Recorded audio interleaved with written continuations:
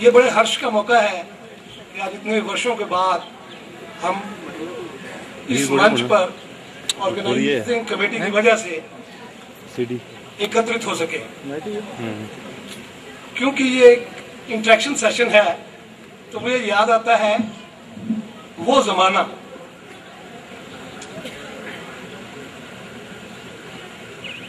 सन 75-76 में जब हमने एडमिशन ली तो कॉलेज का स्वरूप और कॉलेज को जाना, ये रेलवे ट्रैक को क्रॉस करना और एक टीले पे एक छोटी सी बिल्डिंग का होना कि जद्दोजहद, जिसके फलस्वरूप गवर्नमेंट आयुर्वेदिक कॉलेज के रूप में डेवलप होना और उसके बाद आज का स्वरूप। आज नोटिस बोर्ड पे एक बड़ी पुरानी यादें, कुछ फोटोग्राफ्स लगाए गए, जिससे कि हम एकदम उन वर्षों में जैसे वो वर्ष सामने गुजरने लग पड़े में, या जिनके पास ईमेल्स हैं उनको दे दें तो वो सर्कुलेट हो जाएगी, तो लोग डेवलप भी कर पाएंगे, पुरानी यादें संजो पाएंगे।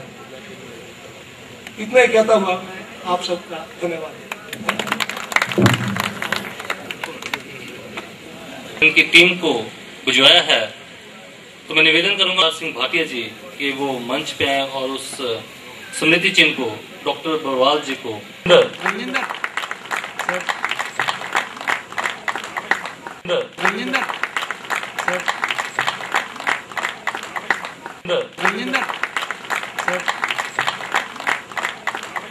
महिलाएं हर काम में आगे आना चाहती हैं, आती हैं कि नहीं आती हैं वो तो ऐसा देख के यहाँ महसूस नहीं हो रहा, लेकिन मैं निवेदन करूं, आग्रह कर देता हूं डॉक्टर अर्चना जी से कि वो मंच पे आए और महिलाओं की तरफ से कुछ उद्गार व्यक्त करें, और एक दो महिलाएं और भी अगर चाहें तो अपने कंसेंट मुझे दे दीजिएगा। दूसरा, जिन्होंने आज स्पॉट रजिस्ट्रेशन करवाई है वो कृपया अपनी अपनी किट रजिस्ट्रेशन कमेटी से कलेक्ट कर लें।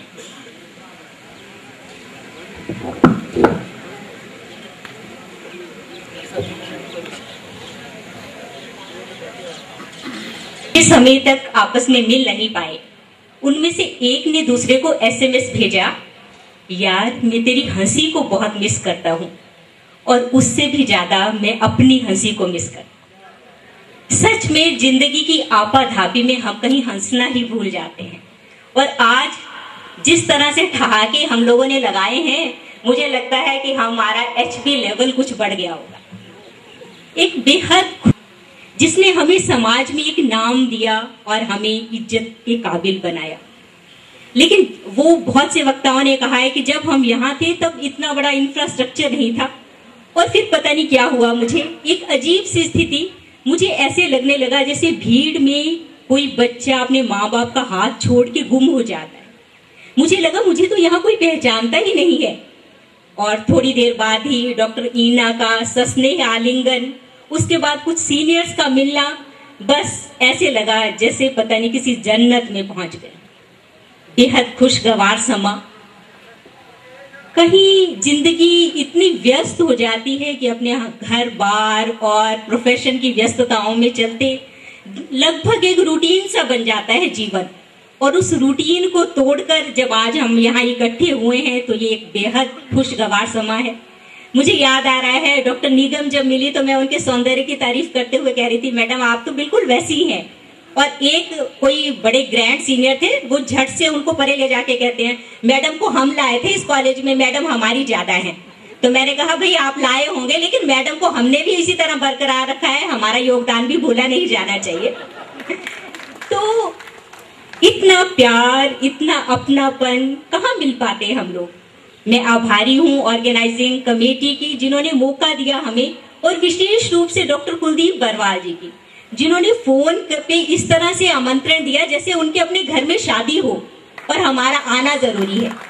सच में तहे दिल से धन्यवाद है उनका, जिन्होंने हमें मौका दिया कि हम वो जीवन जो एक दिनचर्या की तरह बिता रहे हैं, उस लीक से परे हटके अपने उन दिनों की यादों को ताजा करें जो हमने जिंदगी के बहुत खूबसूरत वर्ष यहाँ पे बिताए हैं। आप सभी के लिए एक शुभकामना। ये दुआ है मेरी चांद तारों से इतना नूर बरसे, ये दुआ है मेरी चांद तारों से इतना नूर बरसे, और सारी दुनिया की खुशियां आपसे इस तरह लिपटे कि आप चाहें भी तो एक गम के लिए तरसे। गम न हो आपके जीवन में, आप हमेशा हंसते मुस्कुराते हुए आयुर्वेद को ऊंचाइयों तक ले जाने के लिए सतत प्रयत्नशील रहें, ये मेरी शुभकामनाएं हैं। इतना बड़ा मिलकर बिछुड़ना बहुत दुश्वार है, लेकिन इस उम्मीद से कि हम फिर मिलेंगे मैं आपसे विदा लेती हूं और पुनः एक विनम्र अनुरोध ऑर्गेनाइजिंग कमेटी से कि वो कृपया ऐसे आयोजन करते रहें और हमें इसी तरह एक दूसरे से मिलने का मौका प्रदान करते रहें। धन्यवाद। And broken me after the sad and sudden demise of my father, I was in need and search of higher studies involving less money. Perhaps Bhagavan Dhanvantari wanted to me be in this Ayurveda family and sent a farishta in shape of Dr. Kalia, my senior, who met me coincidentally in a bus and escorted me to this premier institute for admission to first ever batch of BMS.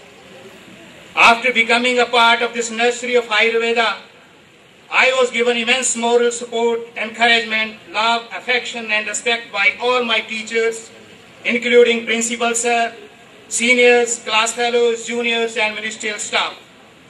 Everybody helped me in one or the other way, and I am indebted to all of you for this kind and sympathetic attention toward me.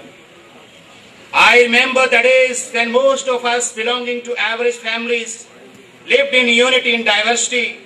We worked together very hard and left no stone unturned, and the result has come.